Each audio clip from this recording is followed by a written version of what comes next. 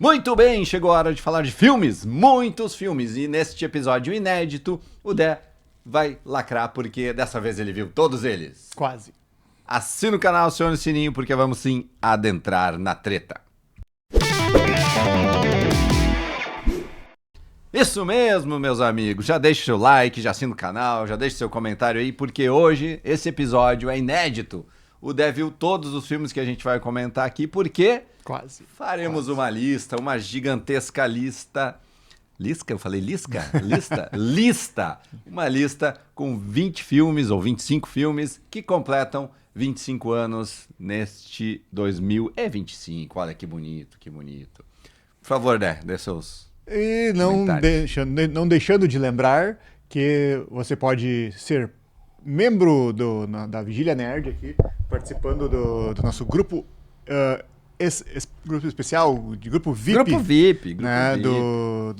dos assinantes aqui da Vigília Nerd, com direito a ingressos de cinema semanais, grupo exclusivo e de vez em quando um outro brinde, como um brinde que vai aparecer essa semana lá para quem está no grupo. Faz parte do grupo, exatamente. Eu ia ter gostado muito de fazer parte desse grupo há 25 anos atrás, quando eu ia olhar esses filmes no cinema. No cinema. A gente vai contar essas histórias aí, Vamos filme contar. por filme, porque teve umas histórias memoráveis aí.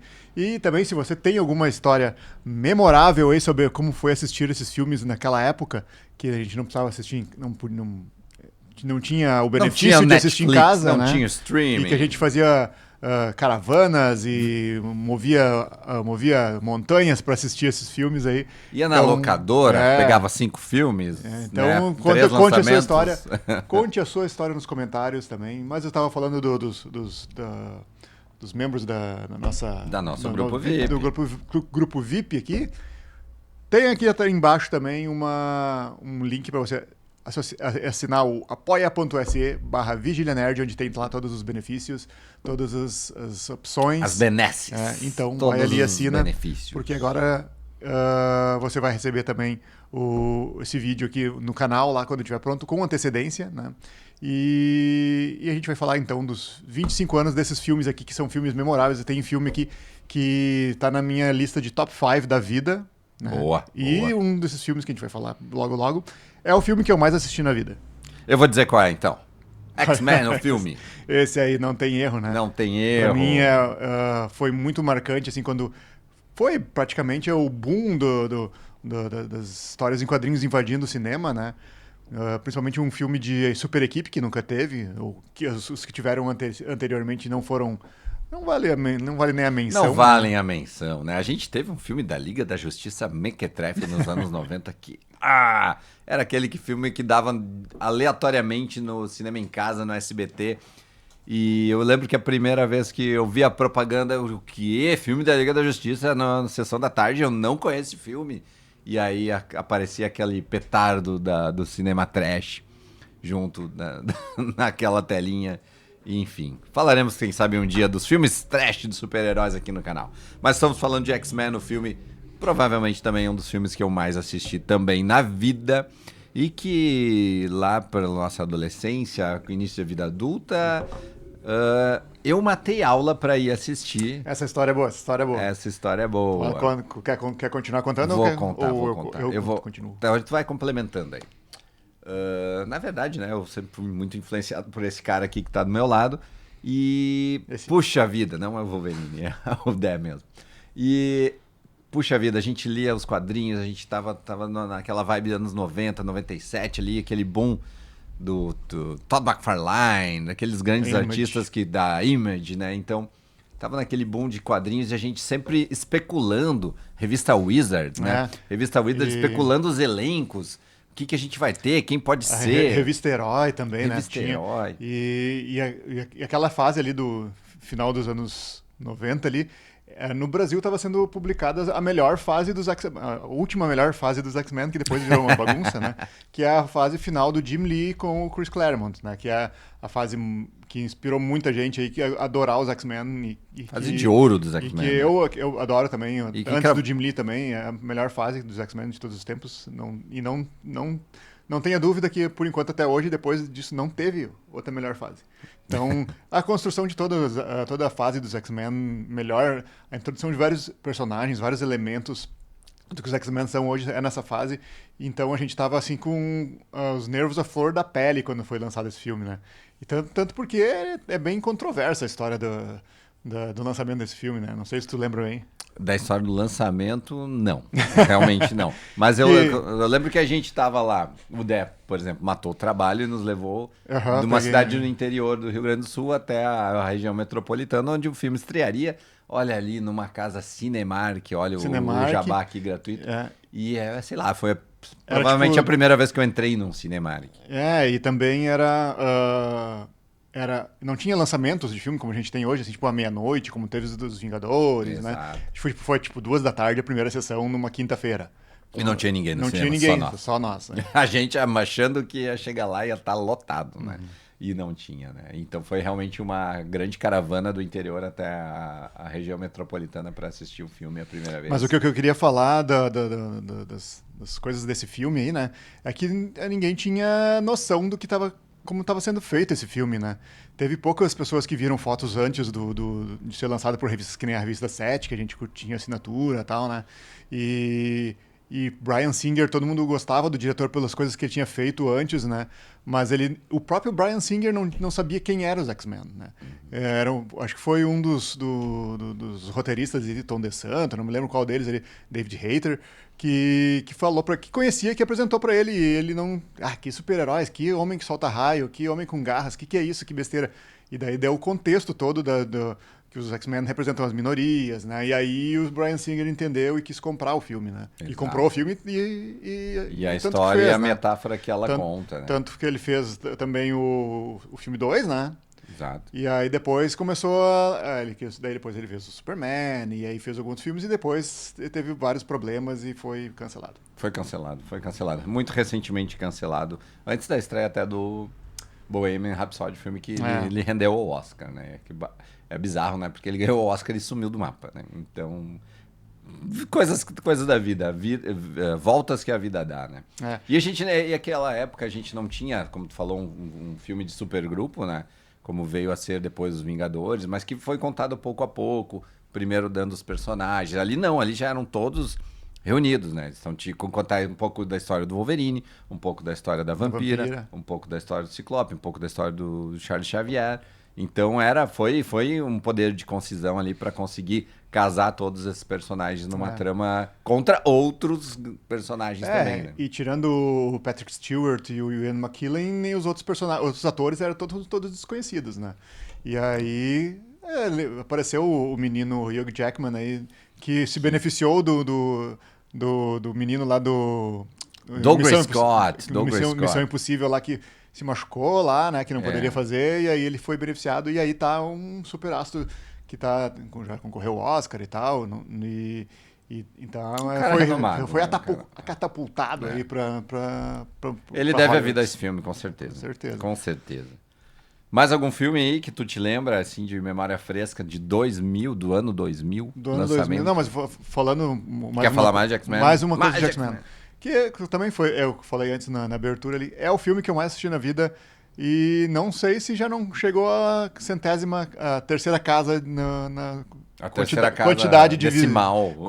Quantidade de visualizações minhas, né? Porque eu assistia toda semana, tem o DVD do primeiro, daí tem o DVD do segundo, tem o DVD 2.5, DVD... tem dos extras, já assisti tudo, eu comprava tudo que tinha daquele filme eu comprava, tem a revista 7, isso aí no jornal eu guardava, tem essas coisas guardadas, olha, eu falei que tinha alguns filmes nessa lista que tá nos meus top 5, esse tá no meu top 5, porque apesar de o roteiro ser... Hoje, se a gente for envelhecer bem o filme, né? Não envelheceu bem. Não, envelheceu bem como... Não, acho que até como um filme, assim, como um filme ok, ele envelheceu... Tá tranquilo, ele passa bem. É que, claro, hoje a gente tem efeitos especiais muito melhores, né? Tem uma finalização de filme muito melhor, mas eu ainda acho que ele passa bem, assim. Passa bem. Se a gente for botar do lado do contraponto, da comparação, que é os Vingadores, né? Aí passa longe, né? Ah, não, mas é que tu tá soltando, é que teve uma virada tecnológica muito maior Sim, depois disso, boa, né? Então não. ali os efeitos Não, é ainda questão de estavam roteiro também, engatinhando, né? né? Hoje a gente tá falando de um filme que poderia ser feito com 2 celulares, Provavelmente. né? Provavelmente e finalização em casa, no estúdio, enfim, com um poder de barateamento da Sim. estrutura muito maior, né? Mas Mas vamos lá. naquela época a gente estava ansiando por um filme assim, a gente não tinha um filme assim, então a gente estava doido para ver e a gente fez essa indiada toda para matar a aula e assistir X-Men, o filme. Não, não. Tu matou a aula. Eu matei a aula. Eu Tu já matei trabalhava, trabalho. ele Eu matou matei trabalho. Eu né? falei que eu Já tinha que fazer matou um trabalho lá, meu patrão nem sabe disso. Agora ele sabe. Não vai saber, não. vai saber. Mas vamos lá, vamos agora para o segundo filme da nossa lista aqui dos 25 anos, que também é um filme oscarizado e filme também que acho que traz muitas lições e até hoje é colocado como frases desse filme como marcantes no Instagram lá, tipo, o que você leva para a vida ecoa na eternidade. Daí foi Alfred Einstein. Albert Einstein. E não, foi E é Gladiador. Gladiador. Né? Estamos falando de Gladiador, um clássico de Ridley Scott, um filmaço, né, que ganhou o Oscar, que trouxe o Russell Crowe também para o estrelato. Tem o Joaquin Phoenix, enfim, grande elenco e que contou uma história épica, assim, daquelas que gravam e marcam a memória e a história do cinema de uma forma muito contundente. Acho que na época só se falava desse filme. Depois que ele foi, assim, foi um sucesso de bilheteria, ninguém sabia muito o que imaginar desse épico de aventura do Ridley Scott. E ele trouxe também não só frases para os cards dos memes da internet, né? Mas trouxe frases marcantes para um episódio de Bluey. Essa eu não tô lembrado, fala aí. Tem um episódio da Bluey que, você sabe, a Bluey é a cachorrinha azul, tem no Disney Plus. Você pode olhar. Se você é pai, se você tem criança, você deve olhar. E ele tem um episódio que as fadas vêm e pregam peças. Né? Sim. E o Bandit, que é o pai, ele precisa dançar em público, se constrangendo na frente das filhas. E aí ele leva ao extremo e ele começa a dizer: é isso que vocês querem? É o show que vocês querem? Que é o que o gladiador fala na arena, né? É isso que vocês terão, então é isso. É exatamente isso que ele faz. E também, essa frase também, várias pessoas já utilizam também. Se é isso que vocês querem, é isso que vocês terão. A galera utiliza nos programas de televisão, rock e tal, né? Sim, ficou, mas é ali que marcou pela primeira vez. Então, Gladiador, um dos grandes filmes dessa lista. E provavelmente também um dos filmes que eu mais assisti na vida. Porque, puxa vida. E que teve o Gladiador 2, né? Recentemente, que também não teve tanta repercussão assim, porque, né?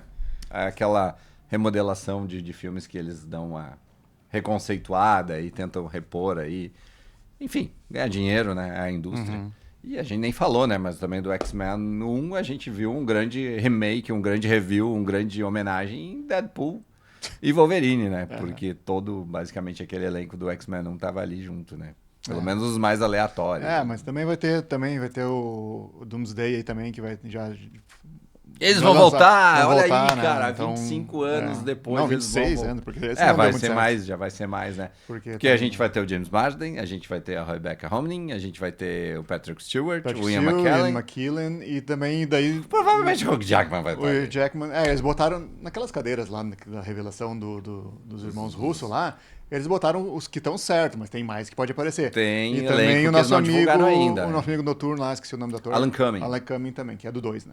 Exatamente. Então a galera tá chegando. Vamos lá, volta pro filme. Filme que tu gosta muito aí, né, pra preencher essa lista, né? As Panteras. As Panteras. De McG, o nosso diretor McG. Eu adoro esses caras que têm um nome só. Assim, McG. Eu gostava do McG, não sei por onde ele. Acho que também deve ter sido cancelado nessas tretas aí de Hollywood. Tá sumido. Mas eu gostava muito, né? Ele foi um diretor de filme de ação, né? E aí ele fez boas Panteras. Ali tem um elenco massa, né? Foi bom, tipo... Cameron Diaz, Drew Barrymore, Lucy Liu, Bill Murray e Sam Rockwell. Então ele trouxe de volta aquela série que tinha de antigamente das Panteras lá, que era que tinha uma voz que chamava elas para Charlie's Angels, Charlie's né? Angels. É o Charlie. É o Charlie. que chamava elas pra fazer uma missão lá, e aí esse aí foi, então, catapultado, assim, também, né? Tô gostando de falar catapultado. Missão secreta, farofa, é legal. É bonitinho, é bonitinho. Foi bacana. E na sequência foi chamado o nosso Rodrigo Santoro. Rodrigo Santoro para Panteras 2 detonando. E aí a gente vai para outro filmaço que uma lista sem Robert Zemeckis é uma lista um pouco menos de alma, digamos assim. O Náufrago. O Náufrago é um filme que é do Tom Hanks. Completamente. Ele lá na ilha lá, com todos os perrengues que ele passa lá. Nossa bola de vôlei. O Zemeckis manda muito bem na direção. E o Tom Hanks também já foi campeão de Oscar aí também. Então, um filme pra você, se você não viu esse combinação que a gente teve recentemente também, o filme já tá no Prime Video, né? O novo filme do Robert Zemeckis que reúne o Tom Hanks e nossa amiga de House of Cards. Robin Williams, não. Robin Wright. Robin Wright. Então, já essa duplinha aí já fez vários filmes e voltou no ano passado, recentemente, com o lançamento. Também temos Tom Hanks nesse próximo filme. Opa! A Espera de um Milagre. Espera de um Milagre. Frank Darabont. É o clássica a adaptação do Stephen King. Stephen King, né? claro. Um filme também que todo mundo chorou. Né? Todo mundo. Então tá aí, tá na nossa lista porque, além de fazer 25 anos, é muito bom. Como o nosso finado também, Michael Clarke Duncan, né? Que era um baita de um ator e nos deixou muito cedo também. Fez o nosso Rei do Crime na primeira adaptação do Demolidor com o Ben Affleck, né? Mas que mandava muito. E nesse filme, especialmente, é ele que nos entrega, provavelmente, as melhores cenas, né? Então, se você não viu, então, A Espera de um Milagre, coloca aí na sua listinha que é bom demais. Outro filme que é bom demais e que cravou o nome de um diretor que na época não era tão conhecido, mas cravou o nome dele na história do cinema, que é o Sam Mendes, Beleza Americana. Esse filme que hoje talvez não saísse tão bem, assim, porque ele tem várias camadas, assim, e várias coisas. Canceladíssimo. Inclusive canceladíssimo o Kevin Spacey. Kevin Spacey, que é o nosso protagonista. Tá atingido na treta aí. Mas o Beleza Americana, eu me lembro quando assisti, me impactou muito, assim, sabe? E já falei também que indiquei para várias pessoas naquela época, mas hoje não indico. Não, naquela época a gente super indicava o filme e a gente assistia o filme e saía realmente impactado com a história toda, com a saga, com a Annette Bening, ali, todo o elenco. A gente ficava... Era um filme daqueles que a gente pensava, puxa vida, aqui surgiu um novo diretor, aqui surgiu uma novo jeito de interpretar e uma nova forma de contar a história que a gente não tinha tão frequentemente, né? Então, era tudo muito diferente, tudo muito próprio do Sam Mendes, que, enfim, construiu uma sólida carreira depois desse filme. E teve aqui uma galera que sumiu aqui, né? Dos atores aqui. Sim, eram os atores um pouco menos... Os atores mais iniciados ali. A Thora Birch, Wes Bentley, Mena Suvari, os atores principais foram muito bem nesse filme, mas depois só vieram a ladeira abaixo, não fizeram nada que fosse relevante, assim. Não, nada como Beleza Americana. Né? Temos James Mangold. Olha, não lembrava que era do James Mangold esse filme. Eu também não, mas na pesquisa a gente vai relembrando, né? Garota Interrompida, com a Winona Ryder, Angelina Jolie, Whoopi Goldberg, Jared Leto e afinada também, Brittany Murphy. Muito bom, esse filme aí também foi impactante quando foi lançado, assim, né? E não me lembrava que era do James Mangold. Eu também não. Também não. Então, e acho que foi... Se não foi, acho que foi que o Oscar da Angelina Jolie, né? Eu acho que foi. Acho que foi. Garota Interrompida. Garota Interrompida, vale aí porque é tenso também. Tenso também. Um dramão ali meio maluquete, com várias atrizes muito boas, né? E o Milos Forman, com O Mundo de Andy. Esse aí, Jim Carrey, Danny DeVito, Courtney Love e o Paul Giamatti. Baita elenco. Esse aí também vale o play, porque tem também várias coisas que a gente pode dizer, assim... acho que, se não me lembro, é do Kaufman. Andy Kaufman, a história paralela do Andy Kaufman. Então, tem várias coisas que a gente, se a gente for... Esse aí, não sei se envelheceu mal, Mas tem várias coisas que a gente vê nesse filme aí que tem relação com a internet, quando a gente está separado num mundo próprio, né? Esse mundo que a gente vive Mundo paralelo. de Instagram, de estar sempre mostrando o que a gente está fazendo, acho que isso é bonito ou não, né? Então essa é a ideia. E constam, né, que nos bastidores o Jim Carrey foi no método. Foi no método, encarnou o Andy Kaufman e não saía do papel um tempo inteiro, gerando algumas confusões ali com a galera do elenco, enfim. Jim Carrey também mostrando seu talento naquela época ali, final dos anos 90, ele era rei, né? Era rei. Jim Carrey era a garantia de sucesso, de bilheteria, e aí ele foi pro drama, né? Saiu das comédias blockbusters e foi que ele fez pro lá papel o bem Eterno arriscado, Brilho, né? e nessa época aí ele despontou também na veia dramática, né? Não só na comédia. E eu acho que ele manda muito bem. Também. Menos em Batman. Eu gosto dele em Batman, eu gosto. Pô, não gosto dele em Batman. Não. O Charada é o Charada do Adam West. Não. Não, é bacana. Vamos lá. Vamos pro próximo. Não é a pauta. Vai lá. A gente vai puxa. falar agora de um filme que hoje é bem complicado de assistir, que é o Psicopata Americano. Psicopata Americano Esse com filme aí, ninguém cara, menos que ele. Cara, quando eu assisti esse filme, eu surtei, assim, de achei...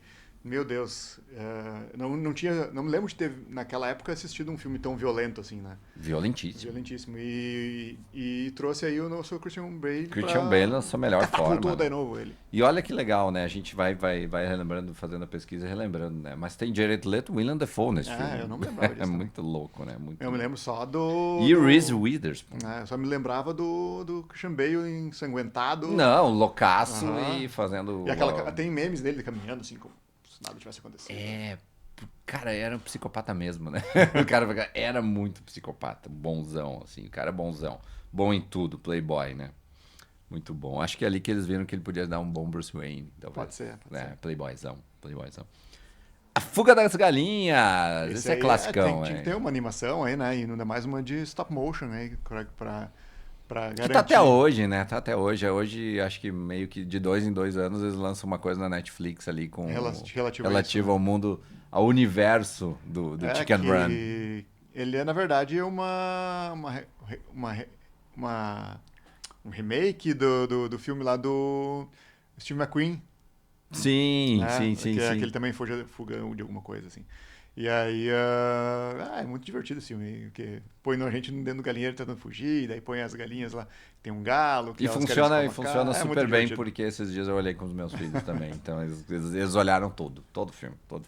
Isso hoje em dia, para a nova geração, é um mérito gigantesco. E porque também, hoje em dia, a gente vê ainda grandes animações em stop motion e não envelhece, né? Então, apesar de ser um filme mais antigo, se a gente olha hoje com os mesmos... A gente pode dizer que a gente pode olhar com os mesmos olhos de antigamente, porque é o mesmo tipo de animação que faz naquela época, é a mesma forma que faz hoje evoluíram, obviamente, os modos de captação, né? Mas o stop motion continua stop motion, né? A arte de fazer stop motion, ela continua sendo assim na raiz mesmo, né? E o próximo filme, vou te dizer aí 2 nomes e tu me diz qual é o filme. Regina Hall. Não vou lembrar. Somente vai. Só por isso, e não. Carmen Electra. Não confundir com a personagem Electra, né? Não. Mas isso aí um sobrenome legal. É um filme de zoação, né? Sim. Pra ter Carmen Electra, só pode ser zoação. Todo Mundo em Pânico, Scary Movie, de 2000, Anna Faris, Shawn Wayans e Marlon Wayans. Marlon Wayans. Marlon Wayans que vai estar mais pra frente aqui em outro filme que é totalmente diferente. Mas esse filme aí, eu me lembro de ter assistido de zoação, assim, né? Mas é um filme que hoje não seria feito, se tivesse que ser feito hoje. É que também a gente tinha uma época ali nos anos 2000 que virou moda fazer filmes de paródia de grandes filmes, né? Ou seja, o Pânico rendeu muito, Sim. Fizeram uma paródia de Pânico e rendeu muito também, né? Então, naquela época os filmes de comédia levavam muita gente pro cinema. Eu não me lembro qual foi a última comédia que levou muita gente pro cinema. Também não lembro, né? Posso pegar aqui um filme que a gente vai falar logo mais, que é o Auto da Compadecida, que bombou o ano passado aqui nos cinemas brasileiros. Remake, não remake necessariamente continuação. É uma continuação, né, e tal, unicamente comédia também, então é um filme que fica ali no meio termo ali, né. E esse aqui era as comédias escrachadas, né? Então, isso não existe mais, né? Hoje os filmes de comédia e comédia romântica eles vão direto pro streaming. E também, né? Aqueles filmes ali. O humor era mais escatológico e todo mundo aceitava ser. Assim. Hoje não aceita A galera mais. não pode se fazer aceita piada mais. comigo, né? E naquela época então fazia piada com filme de terror, piada com filme de super-herói, com piadas. eu sei que piadas vocês fizeram no verão passado. Politicamente não corretas, aquela coisa. Também não... pegava minorias. Pegava muita coisa, né? Pegava muita coisa. É um debate. Literalmente um debate que se faz aí com essas questões da comédia, né? E já que a gente tocou no assunto, o próximo filme é justamente O Alto da Compadecida, lá do Guel Arraes de 2000, que marcou época no cinema, trouxe o nosso Matheus Nastergalli e o nosso Selton Mello para 2 papéis inesquecíveis. Isso aí. João Grilo e Chicó. Eu confesso que se eu assisti esse filme, eu não lembro mais. Mas eu me lembro da vibe quando lançou, assim, que era o ápice do cinema brasileiro na época, que a produção, claro, Guel Arraes é um cara tri experiente, né? E então foi o ápice, sim, do cinema brasileiro, mas claro, por causa da cultura do filme, ele ficou nesse nicho, né? Ficou no nicho local. Mas vale muito assistir aí, tanto que teve a continuação. Teve a continuação recente. no ano passado, foi um dos filmes mais assistidos no ano passado, que entre os filmes brasileiros no cinema, né? Uma das maiores bilheterias, né? Teve Fernanda Montenegro também, de novo, né? Teve Denise Fraga, enfim, um filmaço. E eu lembro que na época, diferente do Deck, não lembro de ter visto, eu lembro absurdamente desse filme. E eu lembro de ter visto antes na TV, porque antes de ir pro cinema, ele foi uma série muito bombada, né? Muito bombada, e eu lembro de eu sentar na frente da TV todo dia no horário certo para olhar. Vocês jovens não lembram, né? Mas tive uma época que a gente não tinha streaming e os filmes e séries, eles passavam em determinados momentos de faixa de horário de programação. Então a gente tinha que terminar ali, acho que era no final da novela da Globo, ou dava mais alguma coisa e depois dava a série principal ali daquele, digamos, prime time da TV da época, que eu ia lá máxima. e eu ia lá e eu assistia todos os episódios. Não era a temperatura máxima. Não, era série, né? Então tinha o horário certinho pra olhar. Eu lembro de todos os episódios. Eu lembro que até que eu quando fui olhar o filme propriamente dito, eu fiquei um pouco meio chateado, porque na série tinha algumas nuances e algumas coisas cenas que foram cortadas e editadas pro filme e pro longa, né? Então eram ali 4, 5 episódios, se não me engano, e eles condensaram tudo no filme e era diferente do que acontece hoje, né? Que tu lança o filme, depois lança a série, alonga, né? Não, ali ele foi feito como série, depois criaram o filme e bombou demais e foi pro cinema e deu muito certo também. E bom, né? 25 anos depois e 26 anos depois, estamos falando ainda de O Alto da Compadecida, que é muito massa, E assista também a continuação. Assista também, E agora vamos para uma dobradinha aqui de músicas, né? Dois filmes musical que tem a ver com música, principalmente com rock, que a gente...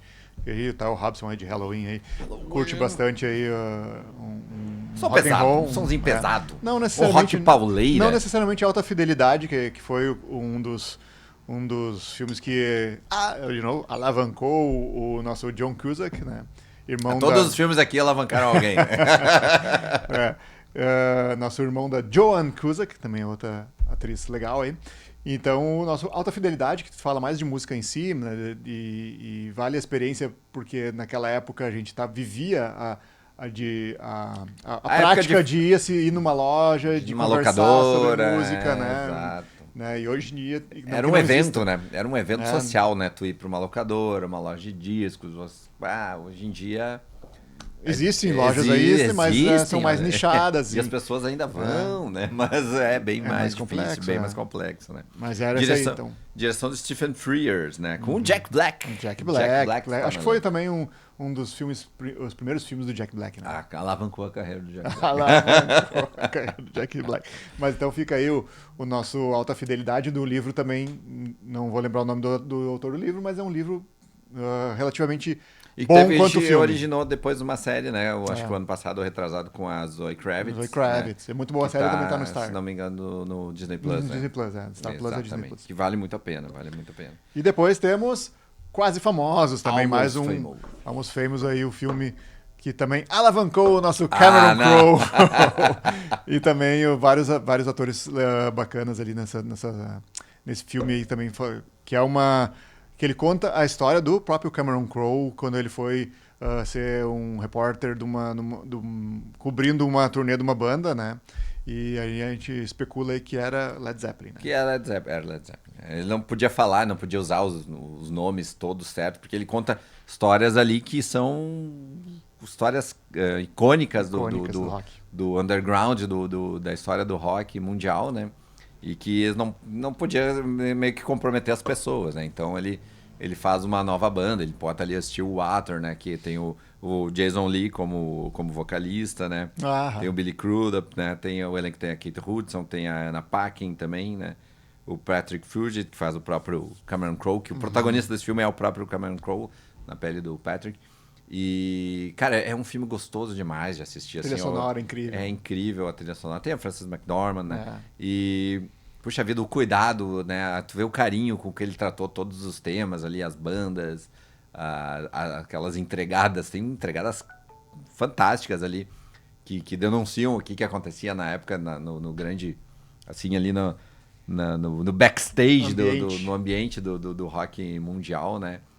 E, puxa vida, a trilha sonora é original, né? Então tem uma banda que fez as músicas ali, que colocou muita coisa bacana ali, uma história verdadeira. Então, tu sente o carinho do Cameron Crowe em cada take desse filme. A história dele, É a né? história Fácil dele. de A contar, história uma dele história que a gente... é rico que demais. a gente protagonizou na vida real, né? É rico demais. Eu adoro esse filme. Eu não sei se Agora, eu botaria esse filme no meu top 5 da vida. É mesmo? Eu acho que sim. Bom. Eu acho que sim. É uma boa discussão. Eu gostaria de rever esse filme, porque eu gostei bastante na época, mas não me marcou A minha memória nostálgica, afetiva é absurda, né? né? Absurda. Mas é um filme divertido, é um filme que tem drama, que tem comédia, que tem ação, sabe? É dinâmico, é um filme meio que perfeito. Assim, né? Mas falando em listas, eu já falei do X-Men 1, que é o filme que eu mais assisti na minha vida, e que tá na minha lista dos top 5 da vida. Os próximos 2 também estão na minha lista de top 5. O Dé vai botar o top 5 dele todo nessa lista dos anos que fazem 25 anos. Todos não, porque tem 2 ali que eu tô sempre oscilando entre quem é que entra na lista e sai da lista, né? Mas, inclusive, poderia falar agora aqui... curioso, cite aí. Poderia ficar aqui mais uma hora falando sobre X-Men 1, mas vamos falar aqui de um filme que me marcou muito, porque... eu estava no meio da adolescência ali, saindo da adolescência, criando uma vida adulta, e me fui impactado com Requiem para um Sonho, do Darren Aronofsky, que foi um tijolo na minha testa, assim, né?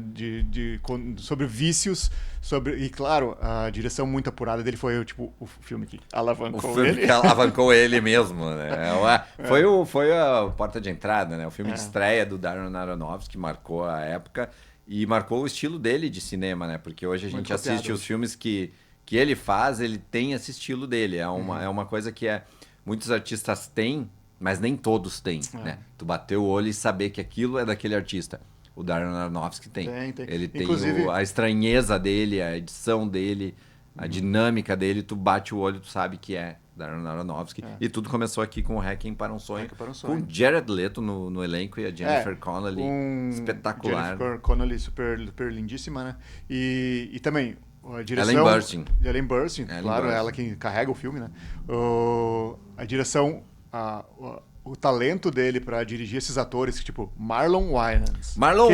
Que falamos antes aqui, né? O nosso amigo de Todo Mundo em Pânico. Quem diria que um ator de nível de comédia, de escatológica, de besteira, Escrachada, do Marlon Wayans, um diretor consegue puxar ele pro lado dramático dessa forma como ele tá nesse filme. E ele entrega nesse filme. A gente na época não conhecia muito o ator, né? A gente, claro, conhece com Todo Mundo em Pânico, que ele é uma das caras, e depois ele vai pra comédia e faz a vida na comédia escrachada. Mas quem batia o olho ali sem conhecer, passa despercebido. Ou seja, ele não entrega que ele é um cara da comédia escrachada naquele momento. Então, ou seja, ele sabe ser um bom ator, né? Sim, e também a gente viu...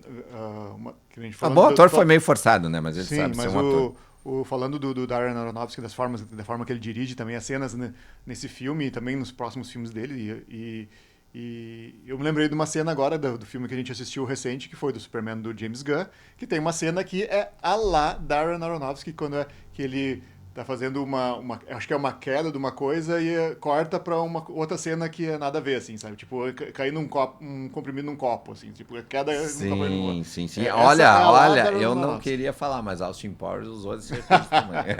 Também. Mas olha, eu acho que o Austin Powers veio depois, hein? Veio depois, será, hein? Olha aí. Mas tudo bem. Depois de Requiem para um Sonho, temos também, mais um filme da sua lista da vida. É um... Esse não sai da lista. Não sai da lista, Esse não sai do top porque five. é o nosso Unbreakable Corpo Fechado, Corpo Fechado. do M. Night Shyamalan, que é Filmaço. tipo, tem 3 ou 4 filmes que ele fez que prestam. E o Sexto Sentido o Corpo Fechado, que são os melhores filmes dele. Teve Sinais, teve Uma Mulher Fragmentada, esses aí. Mas esses não chegam aos níveis de Sexto Sentido. Não, chega. Não chegam ao nível do Corpo Fechado e do Sexto Sentido, né?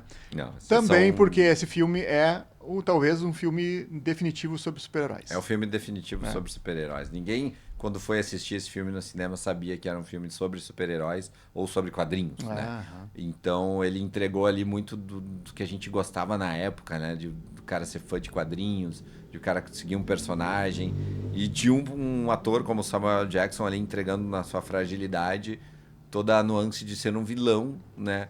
E sendo um vilão porque ele quer descobrir o herói. Então essa jogada é fantástica. É incrível. E também, falando de... Na época, o rei do plot twist, né? O Shyamalan. Era isso que eu ia falar.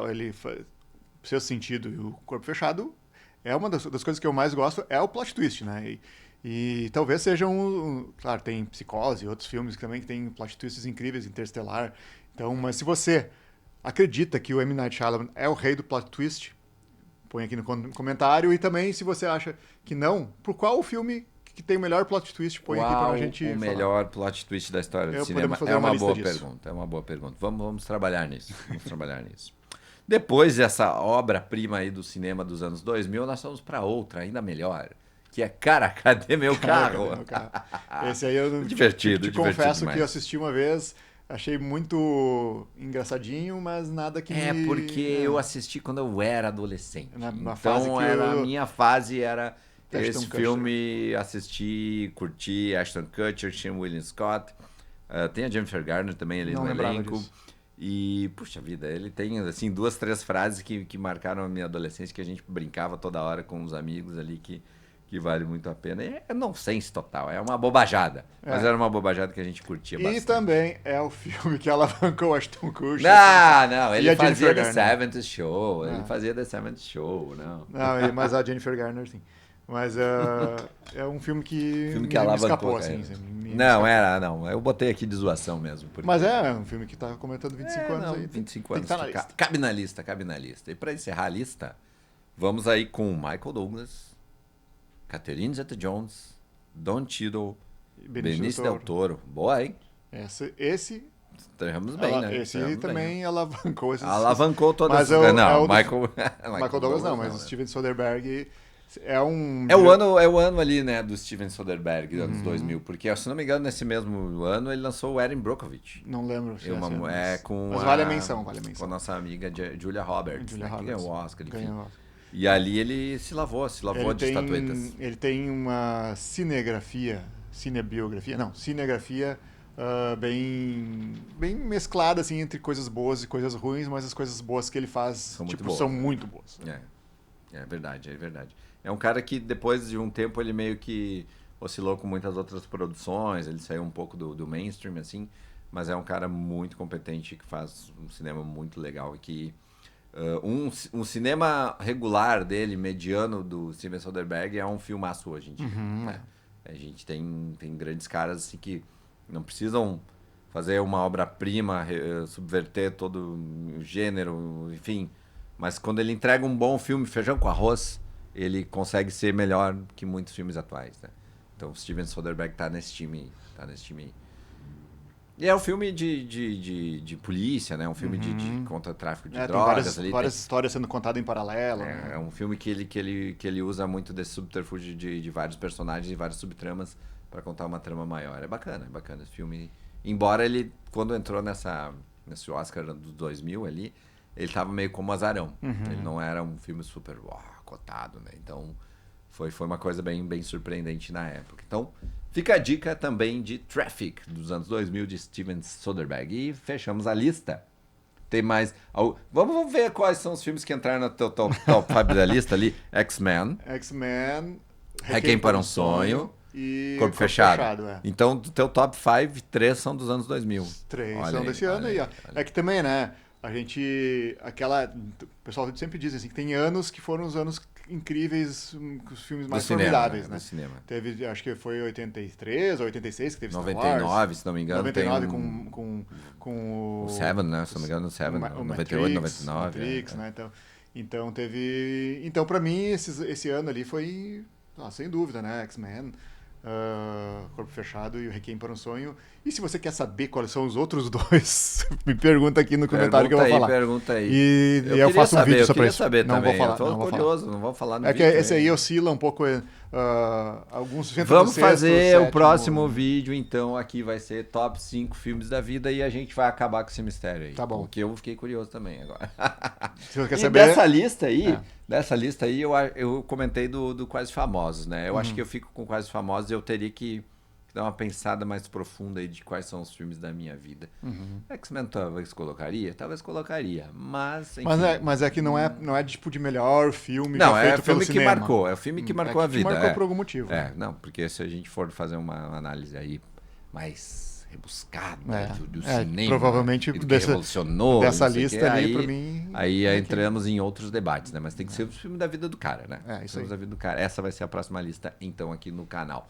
E quais são os filmes que você mais gosta da vida? Conta pra gente nos comentários quais filmes dessa lista você já viu, qual você nunca ouviu falar, qual você já viu muitas vezes e qual você quer assistir ainda e qual a sua lacuna cinematográfica. Deixa aí nos comentários que bem importante pra gente. E também Momento Jabá, se você gosta de cinema, que nem a gente, que contou essas histórias de X-Men, e que a gente pegava o carro, fazer caravana, naquele momento que não... Momento indiada, matou ela pra ver um filme. Manter o trabalho pra ver um filme. A gente gosta de cinema, você pode assistir qualquer filme da nosso parceiro Cine System, sendo no membro... cinema, na sala dura. Sala dura não, sala escura. Sendo membro aqui do nosso canal, aqui no apoia.se, que está aqui nos comentários. Vai lá, te inscreve, que você, além de ganhar ingressos de cinema, participa do nosso grupo VIP e também de outras promoções aí que volta e meia aparecem no nosso grupo. Isso aí, apoia.se/Vigília Nerd, um mundo de vantagens para você. Deixa aqui nos comentários se você quer ganhar ingressos de cinema, se você viu esse filme, enfim, responde uma dessas perguntas que a gente fez ao longo desse MesaCast aqui, que é bem importante pra gente. E claro, siga a Vigília na rede social, porque você sabe, a Vigília não para.